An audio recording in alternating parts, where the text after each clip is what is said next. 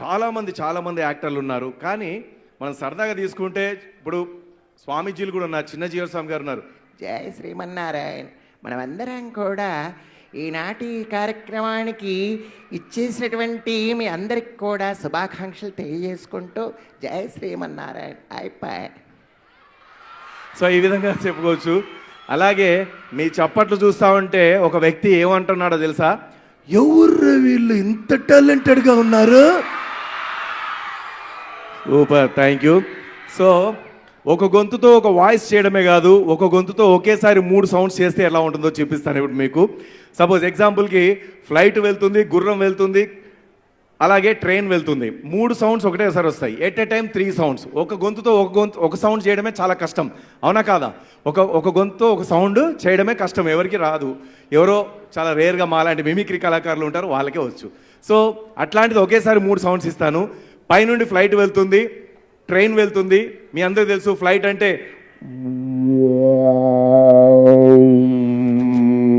ఈ విధంగా ఉంటుంది. ట్రైన్ అయితే ఇది దూరంగా వెళ్ళే ట్రైను, దగ్గరుండి నుంచి వెళ్తే అది డిఫరెంట్గా ఉంటుంది. సో దూరంగా ట్రైన్ వెళ్తుంది, గుర్రం వెళ్తుంది. ఈ 3 ఒకటేసారి వస్తాయి. చూడండి, ఒక్కొక్క వేలు చూపించినప్పుడల్లా ఒక్కొక్క సౌండ్ వస్తుంది.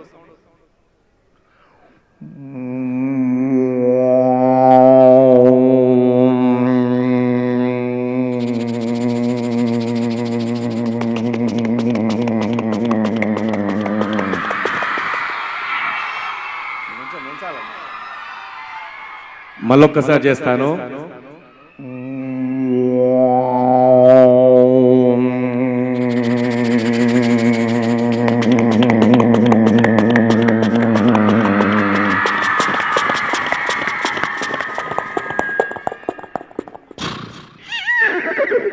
ఈ విధంగా 3 సౌండ్స్ ఒకటిసారి తీసుకోవచ్చు. ముగ్గురు ఒకేసారి మాట్లాడారు అనుకోండి, అది ఎలా ఉంటుందో చూద్దాం. ముగ్గురు ఒకేసారి మాట్లాడితే ఎట్లా ఉంటుంది? సపోజ్ ఎగ్జాంపుల్కి ఒక చిన్న బాబు ఏడుస్తున్నాడు, వాళ్ళ నాన్న ఊరుకోబెడుతున్నాడు, వాళ్ళ అమ్మ ఊరుకోబెడుతుంది. అయినా సరే వాళ్ళు ఊరుకోవట్లేదు. ఇద్దరు అమ్మ నాన్నల మాటలు వినబడుతూ ఉంటాయి, ఇటు వాడు ఏడుపు వినబడుతూ ఉంటుంది.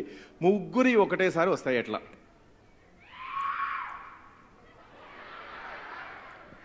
ఇది పూర్వం లెక్కలేదురా, దయ్యం అరిచినట్టున్నది. సరే, తొందరగా మిమిక్రీ ఆర్టిస్ట్ అవ్వాలని కోరుకుంటున్నాను. రైట్.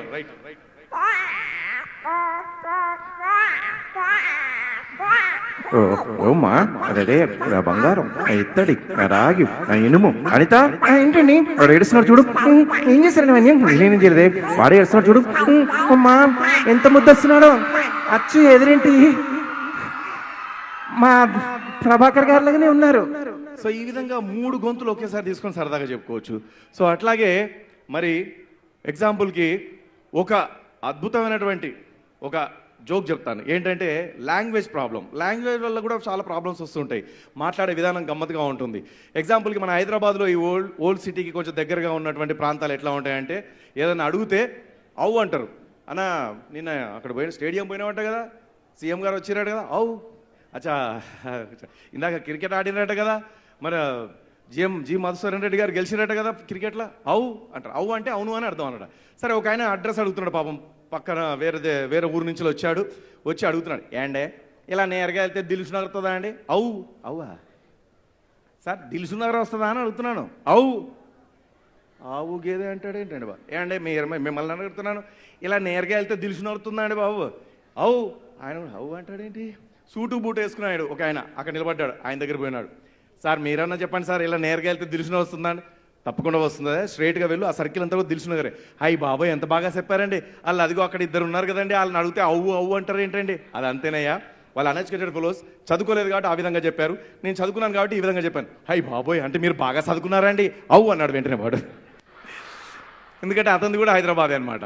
సో ఈ విధంగా సరదాగా తీసుకొని మనం లాంగ్వేజ్ ప్రాబ్లం మీద కూడా మనం వాళ్ళ గురించి మాట్లాడదాం, సరదాగా తీసుకొని చెప్పవచ్చు. అట్లాగే ఒక తెలంగాణ అవ్వ మాట్లాడే విధానంలో కూడా కామెడీ వస్తుంటుంది. ఆ అవ్వ మాట్లాడే మాటల్లో వాళ్ళు కూడా చక్కటి మిమిక్రీ ఆర్టిస్టులు. ఎట్లా అంటే, బాధ కలిగినప్పుడు వెంటనే బాధగా మాట్లాడతారు, సంతోషం కలిగినప్పుడు వెంటనే సంతోషంగా మాట్లాడుతుంటారు. లైక్ ఎట్లా ఉంటుందంటే, ఒక అమ్మని పోయి మనం అడిగామనుకో, ఏమ్మా బాగున్నావా?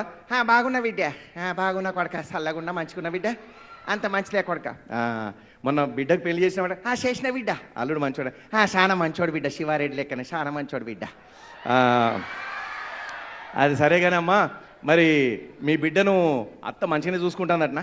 దాన్ని ఇట్లా పిడగలాడి కోసం ఉంచుకుంటుంది బిడ్డ, కళ్ళల్లో పెట్టుకొని చూసుకుంటుంది బిడ్డ, హరి కోసం ఉంచుకుంటుంది బిడ్డ. నా బిడ్డను దాన్ని ఇంట్లో పీనగలేదు, దాన్ని తాడు తెంప, దాన్ని నామనరక, దాన్ని దొంగలు పడదు, దాన్ని ఆలిముడిపోయి, దాన్ని పెళ్ళమ్మడిపోయిన చేతి పడిపోయింది, దాన్ని కాలి పడిపోయింది, దాన్ని దిప్పుడు కాలం కానీ దాన్ని కడుపు కాల సిమ్లో చెప్ప, దాన్ని ఎత్తుకపోయి, దాన్ని కట్ట పెట్టగలదు, దాన్ని ఉసే సగల పెట్టగలదు, దాని మీద వన్ను పోయే దాన్ని తేడు.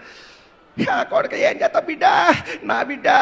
ఇగో ఈ టైప్ ఉంటుంది అనమాట. సో ఇట్లా రకరకాలుగా గొంతులు మారుస్తూ కూడా వాళ్ళు మాట్లాడడం మనం తీసుకొని సరదాగా చెప్పుకోవచ్చు. అదేవిధంగా తీసుకుంటే మనం సపోజ్ ఎగ్జాంపుల్ తీసుకుంటే ఒక డైలాగ్ని వేరే యాక్టర్లు చెప్తే ఎలా ఉంటుంది? కమెడియన్స్ యూత్ అంతా కూడా బాగా ఎంజాయ్ చేస్తారు. కామెడీ యాక్టర్లు కానీ, సినిమా యాక్టర్లు కానీ, రాజకీయ నాయకులు కానీ అదే డైలాగ్ చెప్తే ఎట్లా చెప్తారో సరదాగా తీసుకొని చెప్తాను. అరుంధతి, మీ అందరూ చాలాసార్లు చూసే ఉంటారు సినిమా. అరుంధతి సినిమా డైలాగ్ తీసుకొని మరి అదే డైలాగ్ని వేరే యాక్టర్లు చెప్తే ఎలా చెప్తారు? ముందుగా అనుష్క గారు వస్తున్నారు, ఇప్పుడు కూడా ఎవరో నడుస్తున్నారు అక్కడ గజ్జలు కట్టుకొని. ఆ సౌండ్ ఎట్లా ఉంటుందంటే,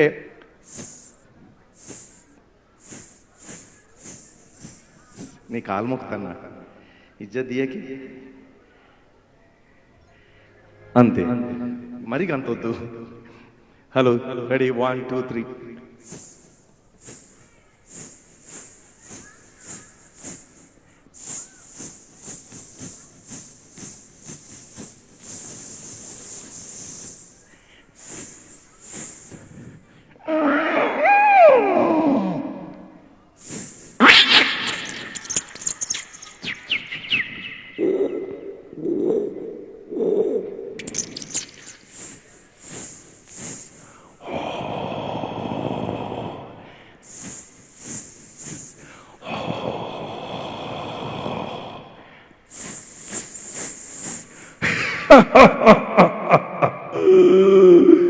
అమ్మాలే, ఎంత బొమ్మాలే, పిందె పండగింది, కొంచెం కొంచెం కొరుక్కు తింటా. వస్తే అరుంధతి, 10 సంవత్సరాలు కాదు, 20 సంవత్సరాలు కాదు, 80 సంవత్సరాలు నన్ను చంపి కుళ్ళబెట్టి సమాధి చేసిన నిన్ను వదలా బొమ్మాలి, వదలా. వస్తా వస్తా, తప్పక వస్తా, ఈ రసమంతా పీల్చేస్తా. అమ్మ బొమ్మాలే.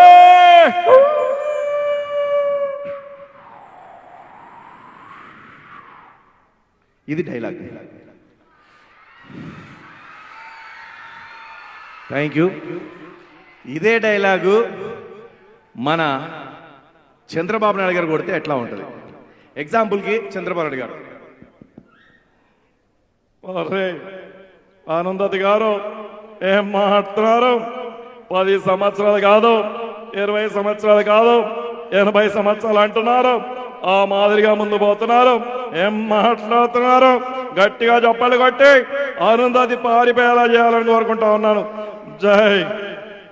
ఈ విధంగా సరదాగా చంద్రబాబు. అదే విధంగా వి హనుమంతరావు గారు వచ్చారనుకోండి, అరే బాబు ఏం మాట్లాడుతున్నారా?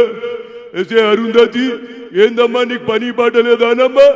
అరే వాణ్ణి తీసుకొచ్చి పెట్టలే పెడతావు, వీడిని తీసుకొచ్చి పెట్టలే పెడతావు. చల్ కేల్కతం దుకాన్ బంద్. ఏం పెట్టలే పెట్టురా బాబు? అరే అనవసరంగా టైం వేస్ట్ చేస్తున్నారా బిడ్డ. చల్, అరే గట్టిగా సపోర్ట్ కొట్టుర్రా నాయన, నేనే పాట పాడతా. నీటిలోని చాప వచ్చి నేల మీద పడ్డట్టు పాలమంద గిల్లా గిల్లా కొట్టేసుకుంటుందే. డార్లింగే వసిన డార్లింగే, ఫీలింగే ఏంది ఈ ఎవరు రమ్మన్నారా నీళ్ళకి వెళ్దాన్ని? నీటిలోని చేప బయటకు వస్తే మరి గిలగిల కొట్టుకోపోతే ఏసీలో పడుకుంటాను వచ్చిన. చల్ కేల్కతం దుకాన్ పడుకుంటా. Thank you. ఈ విధంగా వి హనుమంతరావు గారు సరదాగా తీసుకొని చెప్పవచ్చు. అదేవిధంగా చూస్తే మనం చాలా మందిని చూస్తూ ఉంటాం కదా సరదాగా. ఎగ్జాంపుల్కి ఇప్పుడు సినిమా యాక్టర్ కనుక మాట్లాడితే జయప్రకాష్ రెడ్డి గారు, ఏమే అరుంధతి రచన చేస్తాండావే, పెట్టలో పెట్టి బీగాలు తెచ్చి ఊపిరి సచ్చాండా, బీగాలు దిగి బయటకు వచ్చా, ఊపిరి పీల్చుకుంటా. నన్నేం చేయలేరా పో గబుదాని నేను చేస్తాను. ఇంకో పక్కన చూస్తే అక్కడ మన ప్రకాష్ రాజ్ గారు, విలన్ గా నటించే ప్రకాష్ రాజ్ గారు, ఏంట అరుంధతి 10 సంవత్సరాలు కాదు, 20 సంవత్సరాలు కాదు, ఏకంగా 80 సంవత్సరాలు పెట్టలో పెట్టి, నేను అసలు మొనార్కనే, నన్ను ఎవరు మోసం చేయలేదు, దట్ ఈస్ ప్రకాష్ రాజ్, వస్తా. ఈ విధంగా ప్రకాష్ రాజ్ గారు. ఇంకో పక్కన చూస్తే మనకు సరదాగా కమెడియన్స్ తీసుకుంటే కామెడీ యాక్టర్లలో బాబు మోహన్ గారు,